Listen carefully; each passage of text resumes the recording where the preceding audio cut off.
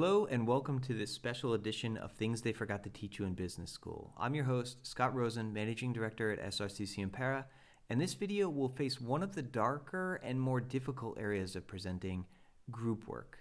If you're in the business world, especially in larger corporations, then odds are at some point you've been assigned to a project with a team of people working on it. Now, it could be an interdepartmental assignment, which has people from your office going bonkers trying to coordinate everything. Or for those of you whom are not in the corporate world just yet, imagine you've just been given a group assignment from one of your professors. Now, what are the first thoughts that cross your mind when you're assigned to work with a new group of people whom you've never really done much with before? Now, be honest and think about it.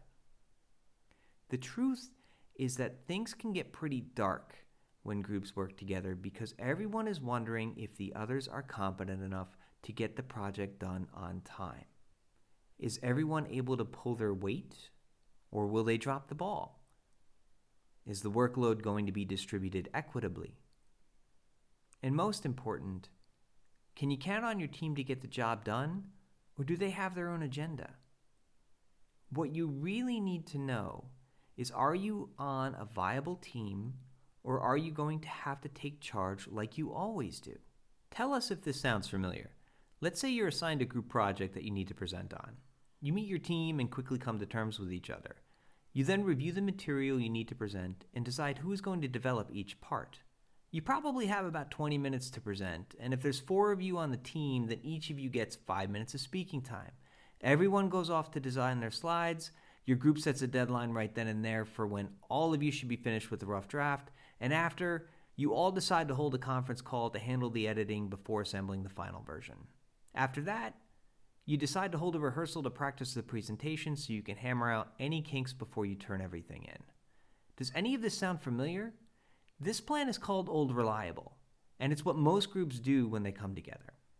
When you use Old Reliable, the group starts out ununified from the get-go. There's no cohesion and the audience suffers for it. When each person designs their own slides, they contribute their own style and methods into their part of the deck, but what the audience ends up with is having to watch 5 or 6 different presentations instead of one solid unified front. On top of this, when the group divvies up the time so that everyone has an equal amount, there's a greater tendency to run overtime. This leads to drama, arguments, and all kinds of stuff during the editing phase, which leave many teammates angry because they feel mistreated or undervalued.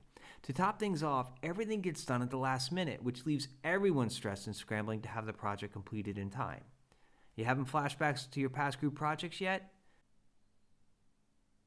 So, those old reliable work? Yeah. I mean, it's called that for a reason, and it gets the job done, but it's high stress and causes a ton of problems for your group when you go to present. Is there a better way to handle this? Yes. You need to start out unified from the get-go, and in order to do this, you should immediately nominate a leader. Hierarchy can play a part here, but a smart leader will defer to the expertise of their teams when handling the project. If someone has a flair for the subject area, then maybe they should be given this responsibility. Even if it means letting them take control of the project over you, it should be considered. The leader should then assign one person to design the slides. This will keep the deck design uniform and the style singular. This role can be given to a person who has experience in making decks or whom may not be comfortable speaking in public. Every group has 1 or 2 of those. Then go back through your materials so that you can all decide on the central message you want to convey. The rest of the group should coordinate the main bullet points and data they want to display on the slides with the designer so that all the information your group needs to portray is presented. When your group is large enough, they should also determine up front who their top 2 best speakers are. These people become the group's opener and closer. Why should the strongest presenters go first and last? Because your audience and decision makers will remember more of what you say at the start and at the end than in the middle. Start strong, finish strong, so to speak. Your opener should also assume the role of timekeeper, ensuring the group keeps to their allotted time. This is very important if your group is going to be successful when the time comes to present. Your closer should take on the responsibility of organizing the rehearsals and for creating the summary for your group. At least 3 fully successful rehearsals should be completed before you get in there. This will suppress many of the issues which can arise last minute, such as running over time or adding additional content. To prevent this, a best practice is to have your group decide which points are the most important to your central message and rank them in order of importance. Then, the leader should assign time to each speaker based upon their importance. This keeps the theme to your presentation on point and will help your group avoid unnecessary tangents. During your rehearsals, each speaker should spend time rehearsing the transitions between the next in line.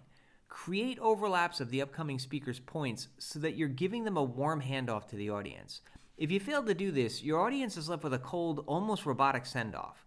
And if you're a fan of the series How I Met Your Mother, you don't want them winding up with a "Have you met Ted?" It's unprofessional and can give the impression that your group is not presenting as a unified front. The most important element is for your audience to know that whatever happens, for better or worse, your group stands behind their message and they're operating as a single, confident unit. Try these out on your next group project and you'll notice a huge difference for how things go. Group work is frustrating, but it doesn't have to be. Don't give up. Stay the course. It takes time for groups to reach their full potential. And remember, even the Navy SEALs started out as individuals before they developed into successful teams. So be patient. That's it for us today. We hope you found this video useful. Thanks again for tuning in. Help us out by giving us a like, and don't forget to subscribe to our channel for more videos on how to make a better presentation. Your support matters, so share us to help spread the word. If you have questions or you'd like to discuss a private consultation with your startup or your university, please let us know by email. It's always wonderful to hear from you guys. Best of luck with your next project, and as always, we'll see you next time.